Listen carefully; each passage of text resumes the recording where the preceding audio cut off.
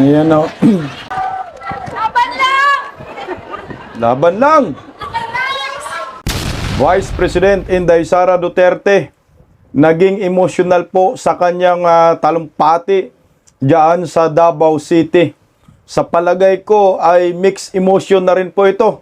May halong galit na, pagkadismaya sa kung ano ang nangyayari sa buhay ng kanilang pamilya sa panahon ni Bongbong Marcos na noon ay sinamahan niya po sa pangangampanya at katandim pangaho niya unit team noong 2022 presidential election. Siyempre naman, sino ba yung hindi maiyak sa kawalang hiyaan ni Bongbong Marcos? Pero hindi po to iyak na para bang siya ay sumuko na sa laban, kundi iyak po ito. Mixed emotion na parang namimiss niya yung City Hall dyan sa Davao. Oh, ito na, patay ka diya, Kaprituri, oh.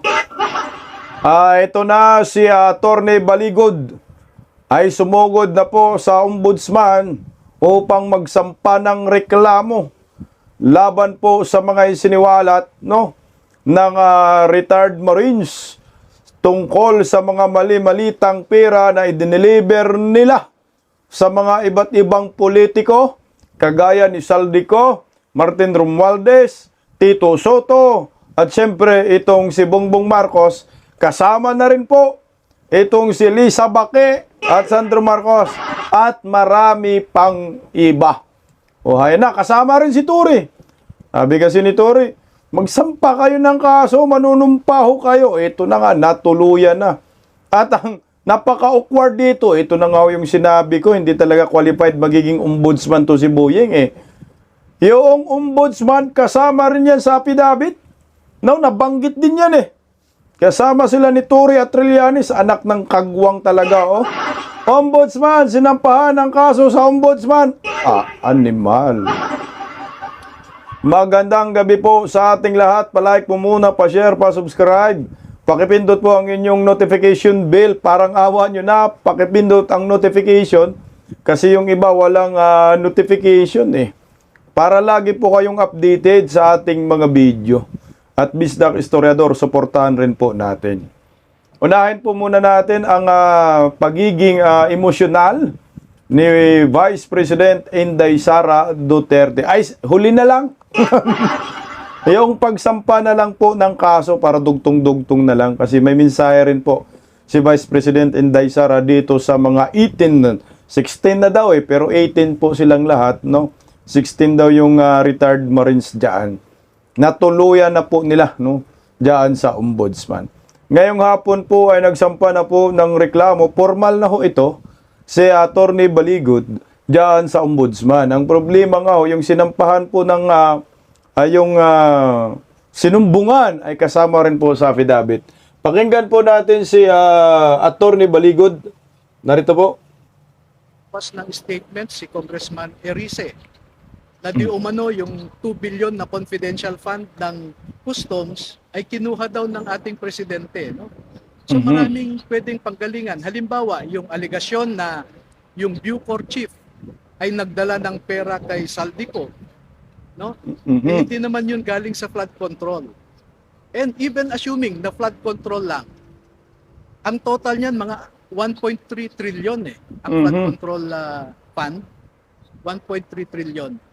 Eh, kung makita nyo yung sa PDAF scam, 60 to 70% ang kinukuha ng mga mambabatas. Kaya yung sinasabi niya, 70% ng 1.3 trillion is about 800 billion. That is accurate. Kasi nga, binase ko yung statement ko na yan dahil 3 hanggang 4 na beses ang mga Deliveries. dating sundalo na ito, ang sinasabi nila na nagde-deliver sila sa Forbes Park 3 to 4 times a week at hindi bababa ng 20 na bagahe kada delivery. Wow! At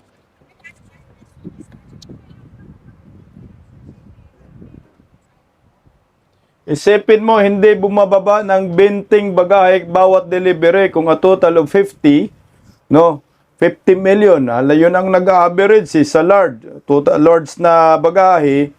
So, bawat delivery po yan, hindi daw bumababa ng 20. So, ngayon ay ating, total natin, no? Itutotal po natin, teka lang, yung delivery ng, nagkamote, walang calculator. Mahina tayo sa math. 20 bawat delivery times natin sa 50.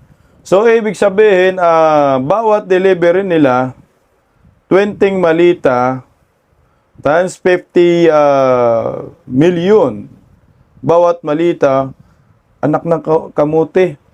Ang laki ng ano nila, no? 50 million bawat malita eh. O, di ba?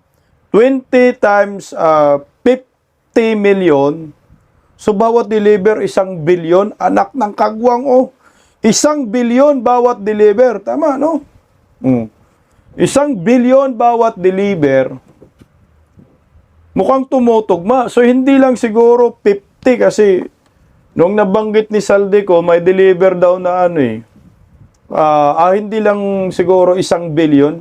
Kasi minsan may delivery daw na 2 billion, 1.5 billion delivery. Kay bungit nga lang, 2 billion monthly eh.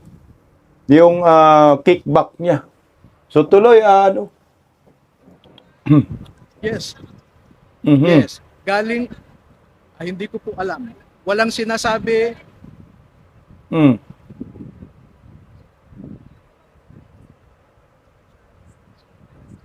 wala po kaming sinasabing bribery ha. Mhm. Ang sinasabi ng affidavit nila ay nagbibigay ng pera si Mhm. Saldico sa mga government official na ito. Kaya pag makikita po ninyo yung referral po sa ombudsman, there is a possible violation of RA 3019 at 6713. Mhm. At ang klaro na sinabi ko, maaaring makita rin ng ombudsman kung mag-imbestiga later Mhm. na pwedeng may violation sa malversation at saka bribery. Mhm.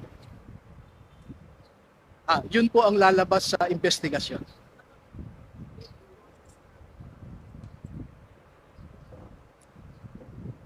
Okay, may mga kinausap akong ibang kasamahan nila na sa ngayon ay yung iba ayaw nilang lumabas, no? At nagbigay pa nga sila ng mga litrato eh. Maliban sa binigay sa akin ng mga 18 na ito, Mhm. ay may iba pa silang ibinigay sa akin ng pati dokumento. Patay, Yun dali ang, na. vetting process na ginawa ko. At nag-umpisang makausap ko sila October pa lamang, no? So November, December, Last year. January lamang po sila nag-decide na gusto nilang ilabas ang kanilang nalalaman dahil po sa isang insidente na dinamdam nilang lahat. Meron silang isang kasamahan na namatay ang kanyang apo sa ospital, 2 years Ako. old. Mhm. Dahil walang maibigay na gamot yung hospital sa apo niya. Mhm. At namuni-muni niya na ang dahilan na walang pondo ang ating mga ospital Dahil sa korupsyon. dahil nga ninanakaw ang pondo. Mhm. Sir, sabi niyo po nung press ko na magkakaroon kayo ng mga paglalatag ng mga ebidensya bukod dun sa pictures tsaka sa statement ng mga marino. Ano po yung bagong ebidensya na inilatag niya sa referral po ngayon umaga? Okay, itong nasa affidavit kasi nila, ang tinatawag namin dyan ay allegation of ultimate facts, no? Mhm. Ultimate facts. Pagdating po ng investigasyon ay doon lalabas yung mga specifics, yung mga details, yung mga detalye. Okay po. Thank you so much. Okay, ayan na nga po, formal na nagsampa ng kaso. Itong si Baligod laban sa mga kurakot. Ayan na po, Bungit. Si Bungit, di man pwede yan dahil impeachable. Pero ito, kailangan mag-imbestiga ang ombudsman na to. Ito po yung reklamo nila ni Mayor Baligod. Mayor Baligod, nagiging mayor na. Okay. Basahin lang natin yung kanilang reklamo na isinampa February 26. Honorable Crispin Remulla. Naka-receive na ito, original pinicturan. No? Dear Ombudsman Remulla, we respectfully transmit and refer to your office for appropriate action the affidavit of 18 former employees of Mr. Saldi Isko. Ayan po, nilagay na po nila sa affidavit, former employees of Mr. Saldico. Hindi na po sinabi na 18 ex-Marines, which details their personal knowledge about the delivery of monies from their employer to certain government officials. Nako, dali ng mga animal. We are referring this to you with their consent and because of the possible violation of certain provision of RE number 3019 and RE 6713, among others, for the purpose of the referral, kindly send any notice subpoena on other processes from your office to the affiants at the address care of Attorney Levito Baligod, Unit 6 IM. Ayan na po, sa Amorsolo, Makati. The affiants are prepared to fully cooperate with your office on this matter. Thank you, Attorney Levito Baligod. Ayan na po, mga kababayan ko, yung kanilang reklamo. So ngayon, tinanggap na po ng ombudsman. Ang tumanggap, kasama rin po sa nabanggit sa affidavit, anak ng kamote. So ngayon, yung isinampa po nila ay Republic Act number 3110. Ito po ay anti-graft and corrupt practices. At yung 6713, Code of Conduct and Ethical Standards of Public Officials and Employees. So kung seryoso po na mag-imbestiga, itong si Boyeng Rimulya, malversation of public funds, swak na swak nito, mga kaibigan ko. Trilyon na to, billion na po ang pinag-uusapan dito. At narito po, sabi kasi ni sino yon? Tore, pirmahan nyo yan. Permado po ang mga yan ng 18 mga empleyado at mga retired Marines. Yung affidavit po na sinampa na ngayon sa ombudsman.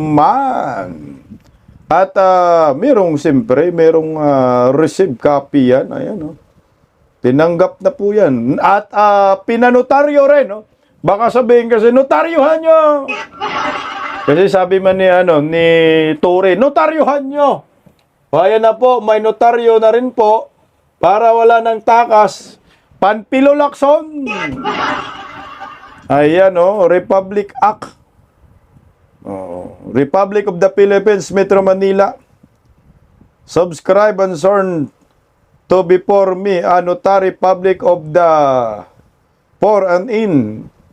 Nanuhan yata yung yung pangalan para hindi Metro Manila affiants exhibiting to me the respective government issued identification card alone to be, ayan, nasumpaang salaysay is comprised of 31 pages, ayan, including the whereon, ayan na, nakalagay na sa baba, perma, Attorney Charlie Pascual. Siya po yung notary public, naka-dry sealed kompleto. O paano na to? Totaso to. Panpilo, Pinky Lacson. Alam mo si Buying kasama yan sa affidavit.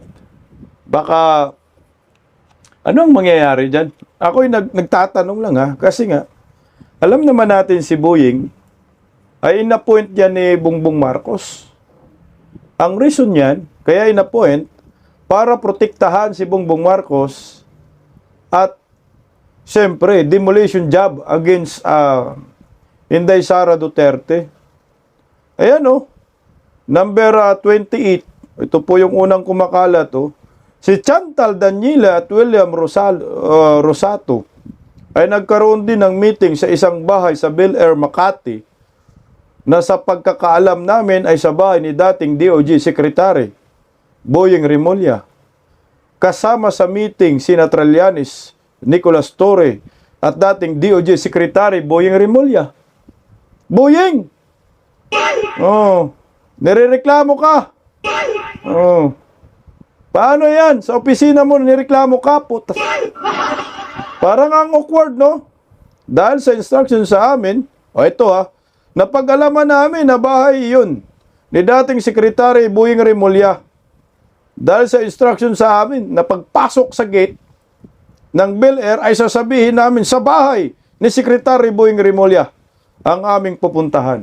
Paano yan? So labo-labo na.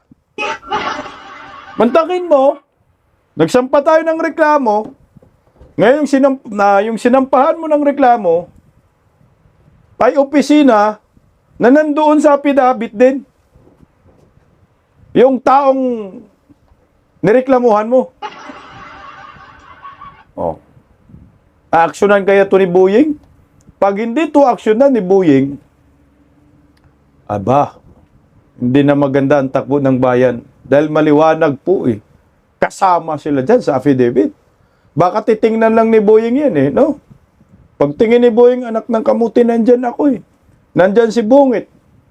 Ang dami Nandyan si Lisa. Nandyan si Sandro Marcos. Torre, Bongbong Marcos, Saldico, Romualdez, Tito Soto. Mga senador, ang dami. Mga kongresista, ang dami. Si Pastor Dila.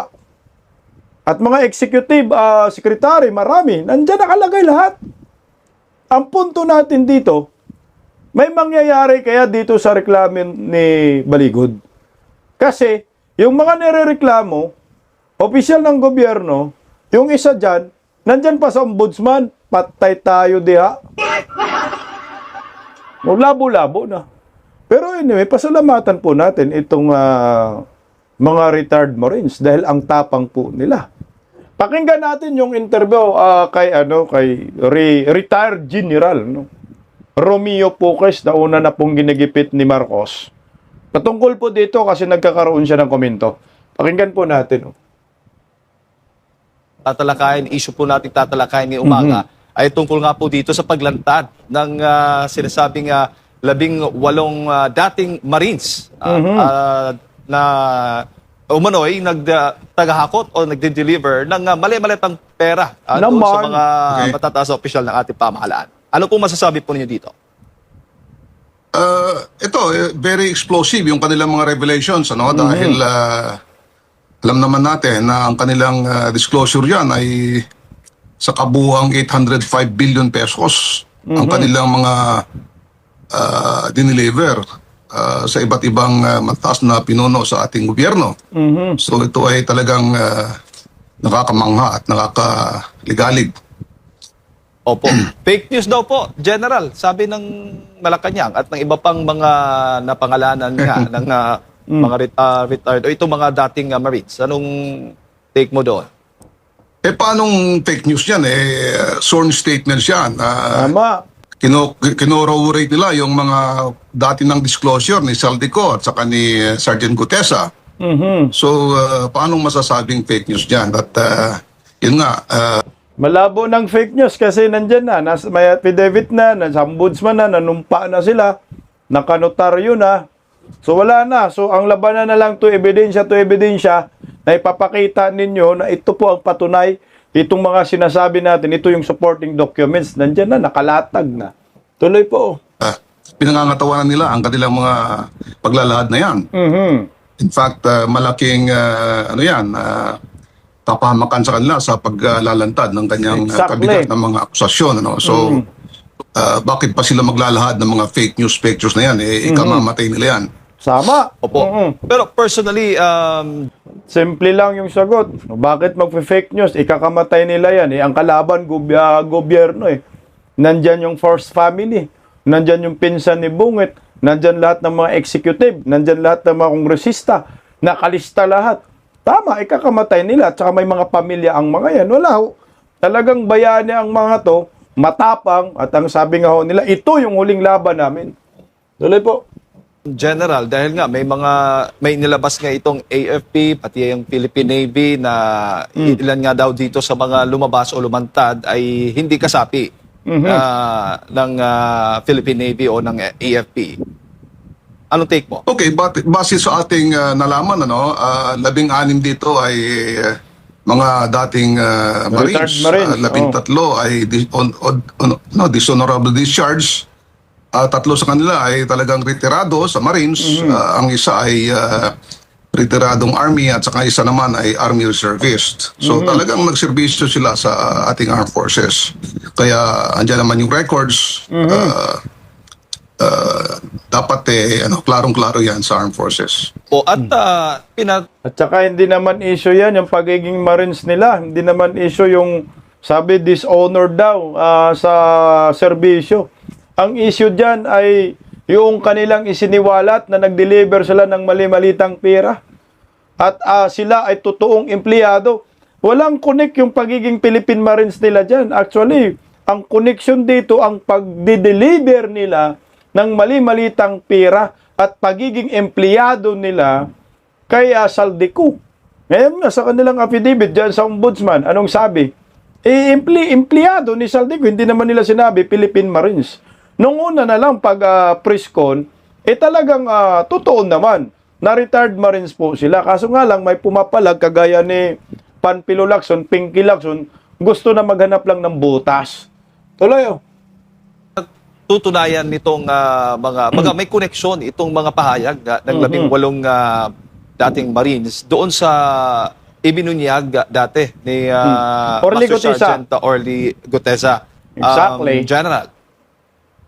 Totoo yan, dahil merong ang picture doon sa mga sworn statements nila, nakasama talaga si Master Sergeant Gutesa sa mga pag-deliver ng mga mali-malitang mga pera na yan. Opo. Pero anong take po ninyo na sa halip na sagutin o bigyang linaw itong mga nilalaman ng mga pahayag ng 18 mga Marines ay doon po sa pagkakaso ang atake nitong gobyerno o nung mga pangalan na nabanggit po nitong mga Marines na ito? Yan na nga lalong-lalo na sa armed forces at saka Navy, dinidiscredit nila po ito, minamalit nila ang paglalahad na ito. Samantalang ito ay act of patriotism. Ito ay tulong sa taong bayan. Exactly. Na malaman ng taong bayan yung mga katotohanan dyan sa mga pagnanakaw na yan ng kaban ng bayan. So dapat pa nga parangalan. Pinupuri. pinaparangalan ng mga ganito na paglalahad. Ang sinasabi nila ay marami daw sa kanila ay dishonorable discharge. Granting na tama yun, pero hindi yun dahilan para maliitin mo sila o kasi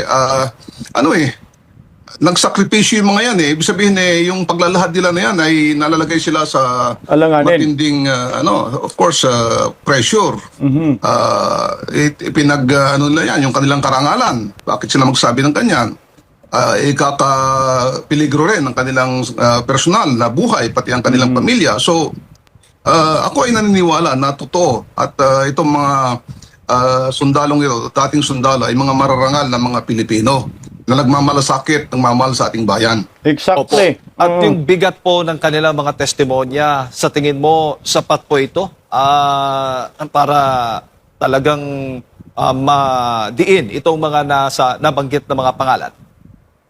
Okay, itong mga ito ay corroboration o parang pagpapatibay ng mga nakaraang mga disclosures ni Saldico, personal information, personal testimony at saka ni Master Sergeant Gutesa at saka ng mga iba pa na mga lumalabas sa media ng mga investigation, yung mga paglalahad.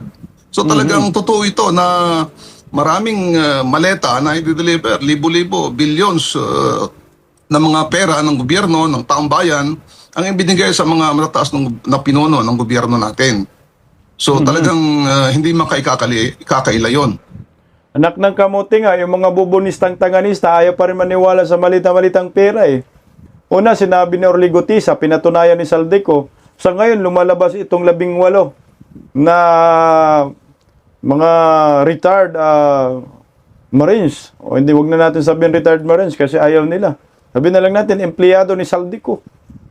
Pinapatunayan na nag-deliver sila mali-malitang pera. Si Saldico nagpakita ng picture, mga video. Ito naman, yung 18, nagpakita rin naman ng picture. Helicopter pa. Eroplano pa. Yung hinatiran, anak ng kagwang. O ano ba talaga mga Pilipino, masyadong tanga na, sobrang tanga na? Ha? Ayaw nyo na talagang maniwala. Anak ng kamuti ngayon, nandyan sa ombudsman na, nanunumpa na yan, notaryado na yan. So ngayon, ang pag-uusapan na lang natin, legal battle. Ang problema nga, itong ombudsman, aaksyonan kaya. Ipapatulugin lang yan ni Boyeng. Tingnan mo, hindi nga si Boyeng yung nandun eh. Pero kung yan, yung reklamo na yan, ay kakabagsak ng mga Duterte, malamang si Boyeng nagpresko na. Yawards na talaga. O ito, kinumpirma na po mismo ng ombudsman na tinanggap na po nila ang joint affidavit ng mga ex-marines. Wala tungkol po dito sa mali-malitang pera. O ngayon, tahimik si Boyeng, walang preskon. Kasi bawal sa tanungin dahil kasama rin siya doon. Ganun pa man, suportado ni Vice President Inday Sara ang mga hakbang ng mga retired Marines, dating empleyado ni Saldico, at naglabas po siya ngayon ng official statement bago po natin pag-usapan yung pagiging emotional ni Vice President Inday Sara Duterte. Okay. Ito po yung official statement ni Vice President Inday Sara, mga kababayan. Hanga ako sa tapang ng mga dating security personnel ni Saldico. Tingnan mo, security personnel dito lang sinasabi ni Inday Sara eh. Na naglakas loob magsalita batay sa kanilang personal na kaalaman tungkol sa mga usapin matagal ko nang nalalaman. Tingnan mo, si Inday Sara, alam na, matagal na. Hindi pangkaraniwan ang kanilang ginagawa dahil posibleng buhay nila ang kapalit sa paglabas ng katotohanan. Mula pa noon ay mayroon ng mga impormasyon hinggil sa umano'y pakikipag-ugnayan ng ilang opisyal ng Pilipinas sa mga investigador ng International Criminal Court at kung ano ang ginagawa nila dito sa Pilipinas. Bunga nito, formal akong sumulat sa Pangulo upang makuha on record ang posisyon ng administrasyon. Ang naging tugon niya ay, we will not cooperate in any way, shape, or form. Isang tahasang pagkilala ng mga hakbang ng ICC ay tinuturing na paglapastangan sa soberanya ng Pilipinas. Ngayon, ang mga testimonya ng mga dating security personnel ni Saldico ay lalo pang nagpapatibay sa mga nauna ko na nang babala. Sa mga nauna kong babala, ayan, kay dating Pangulong Duterte at Senador Bato de la Rosa tungkol sa presensya ng ICC sa loob ng Pilipinas hanggang sa mga pangyayaring may kaugnayan sa pagkidnap sa aking ama. Ang mga impormasyong ito ay hindi maaaring isantabi o ipagwalang bahala.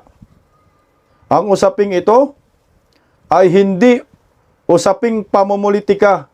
Hindi ito simpleng alitan ng mga personalidad. Ito ay tungkol sa pangunahing prinsipyo ng ating pambansang soberanya at limitasyon sa paghihimasok ng mga dayuhang institusyon sa domestic affairs ng ating bansa. Sovereignty is not a principle to be invoked when convenient and abandoned when expedient. Sovereignty should not depend on who benefits and should not shift with political winds. When we weaken the principle of sovereignty, we do not only affect one leader or one family. We affect the dignity of our country and the trust of our people in the institutions meant to protect them. Ayan po mga kababayan ko, ang official na statement ni Vice President Inday Sara Duterte. At papasalamat siya at paghanga po sa mga retired Marines. Wala na pong takas kayo dito, Bungit. Managot na ang dapat managot. Hindi na po pwedeng itong si Bungit ay patawarin pa ng maraming Pilipino. At sigurado, uhusgahan ito ng mga galit na Pilipino dahil sa biktimang pambubudol ng mga animal. Pambubudol kay Vice President Inday Sara Duterte, kaya naging emotional po ang naturang Vice President sa pagdalo po niya dyan sa event sa Davao City Pagkatapos niya humarap sa mga dati niyang kasamahan dyan sa Davao City Hall, hindi niya mapigilan ang pagiging emotional. Siguro mixed emotion na po to. Galit, pagkadismaya at pagkamiss niya sa kanyang dating trabaho bilang isang mayor ng Davao. Pakinggan po natin ang video, no? Mensahe ni Vice President Inday Sara na talagang kita mo, naiyak po siya dito, mga kabisdak. Narito po, pakinggan po natin si Inday Sara. Pagkakita na po, Ayan o. Bisaya po ito, pero pansinin mo po sa mga hindi Bisaya, merong translation po sa baba.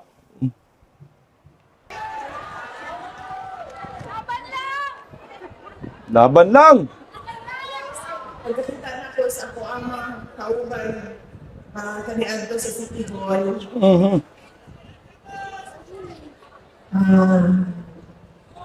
Na nostalgic ko Mhm. na bakit na ako ang kamingaw Mhm. sa Davao, sa Mindanao. Mhm.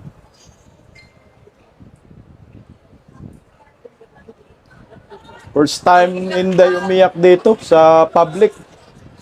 Kaya hapon. So muna,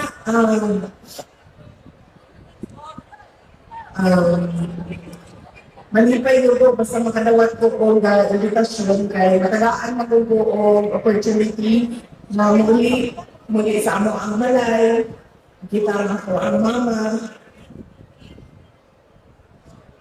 maka-istorya o personal ang mama.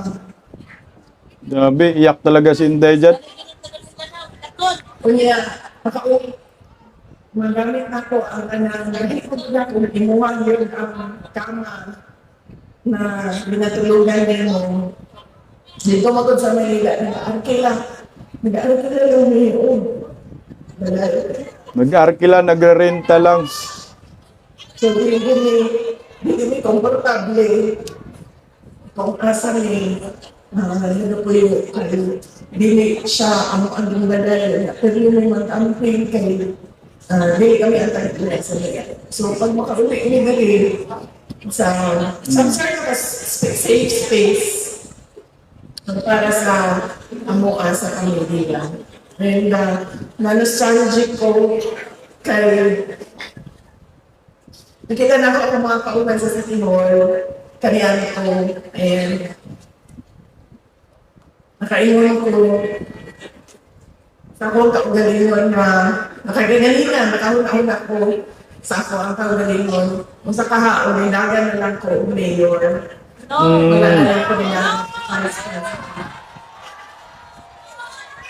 Kasi yung dami, magpunta ko tayo.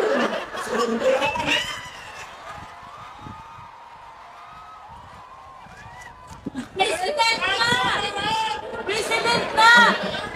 Okay na lang pagdagan sa presidente, nagkasinabot na taan ng tanong. Grabe, no? Tumayo balahibo ko doon sa pagiging emotional ni Vice President Inday Sara.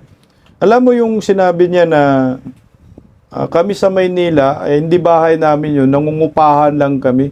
Iba daw talaga pag nakatira ka sa sariling bahay. Mantakin mo ha, nangungupahan lang si Vice President Inday Sara, pero Vice President yan. No? Tapos babatuhin mo pa ng issue sa corruption, anak ng kamuti. Ito yung nakakainis nga eh. Yung tao gustong magserbisyo sa bayan. Pero ito sa akin, naiiyak siya, nostalgic, namimiss niya. Ngayong buhay niya dyan sa Davao, namimiss niya yung mga kasamahan niya. Parang yung memories bumabalik na para bang nagsisisi dito si Vice President Inday Sara na kung hindi na lang sana Vice President yung tinakbo niya, sana mayor na lang.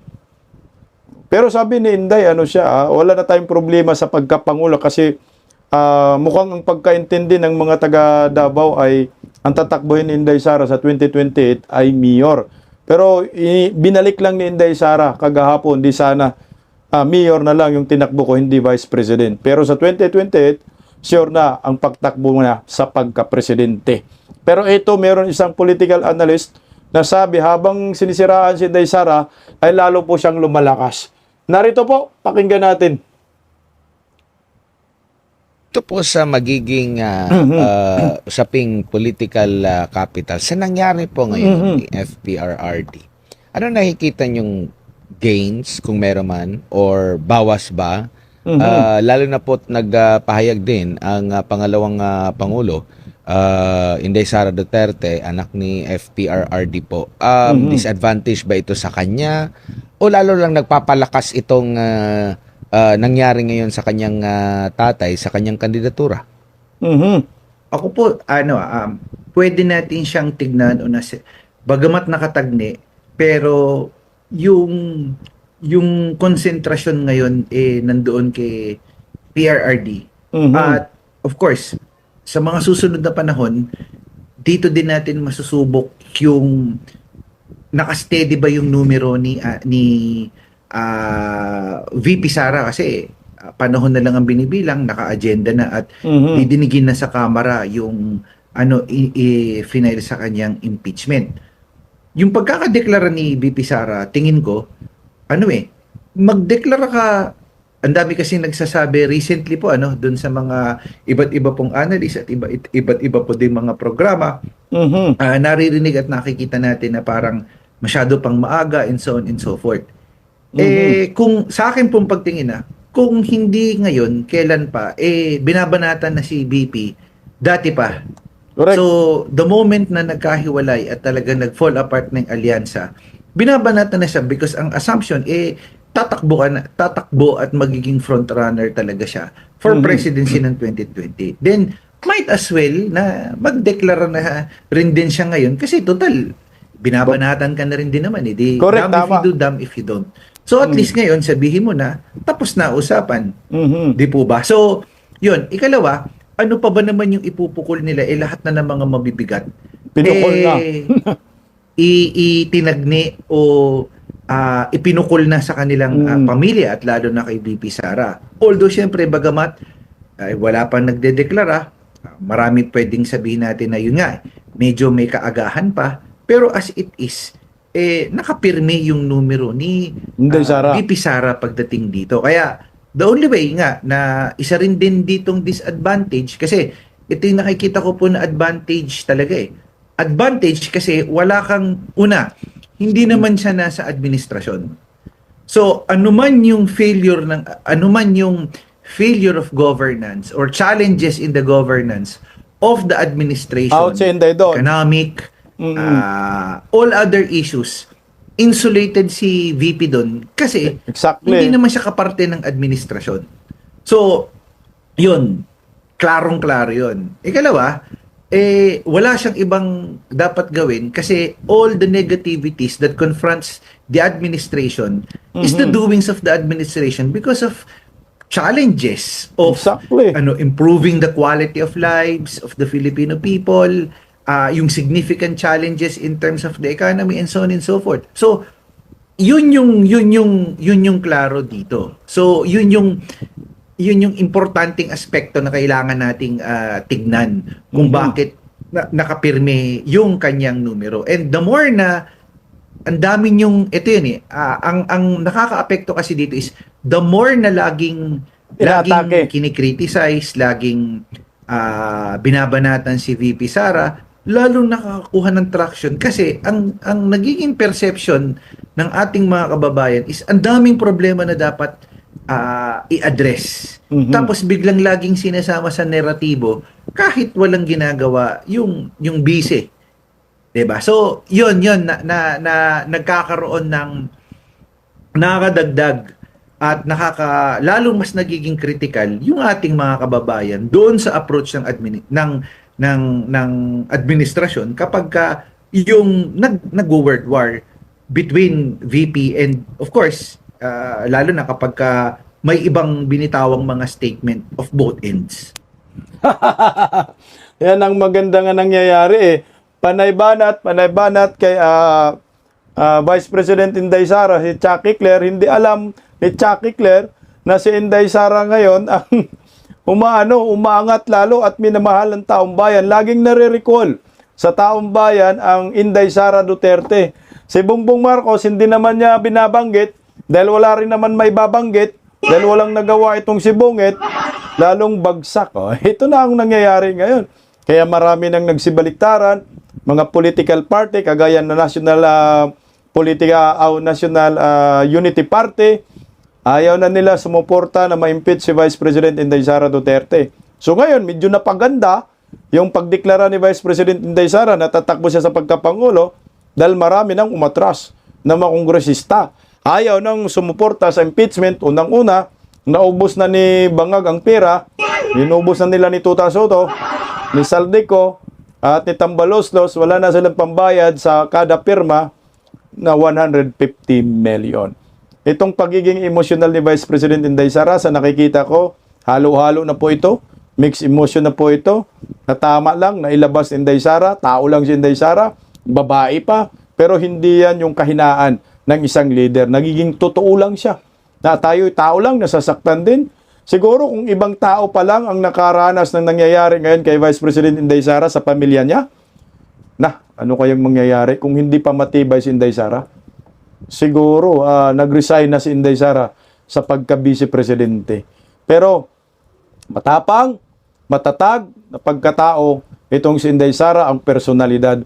Ngayon, umiyak na si Inday Sara, panigurado sa 2028, no mercy talaga ho ito. There will be a day of reckoning. Mantakin mo, sabi ni Inday Sara, no. Tanggap na ho namin kung anong mangyayari sa Tatay Digong.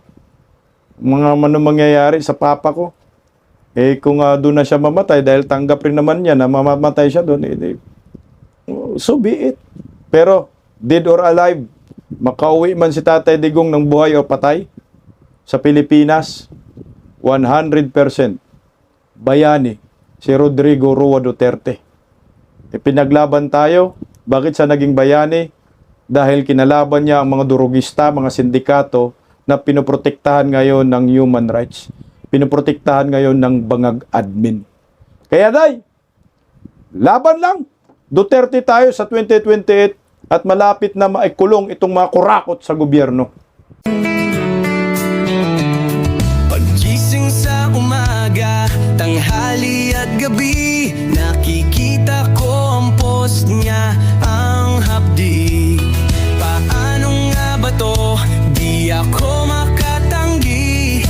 Watch ko na lang at isipin ng mabuti. Disdak Pilipinas. Disdak, tinig ng katotohanan. Sa bawat vlog may laban sa kasinungalingan. Mulat ang mata, gising ang masa. Disdak Pilipinas, para sa bayan, gumigising sa diwa. Sa likod ng kamera, tapang ang dala, walang sinasanto kung mali ang gawa. Hinay-hinay, pero palaban. Boses ng tao sa digital na labanan. Disdak, tinig ng katotohanan. Sa bawat vlog may laban sa kasinungalingan. Mulat ang mata, gising ang masa. Disdak Pilipinas, para sa bayan, gumigising sa diwa.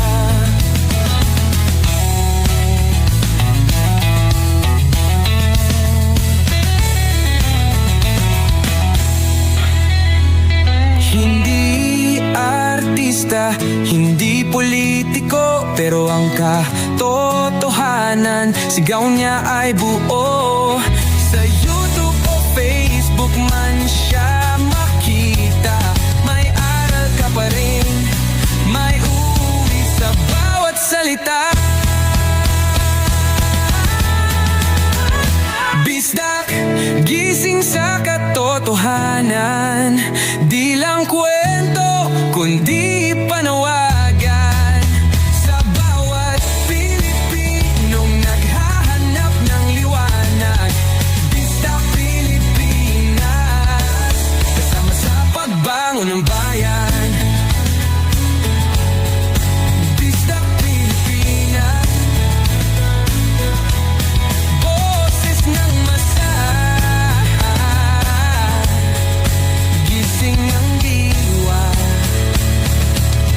vlog mo may pag-asa.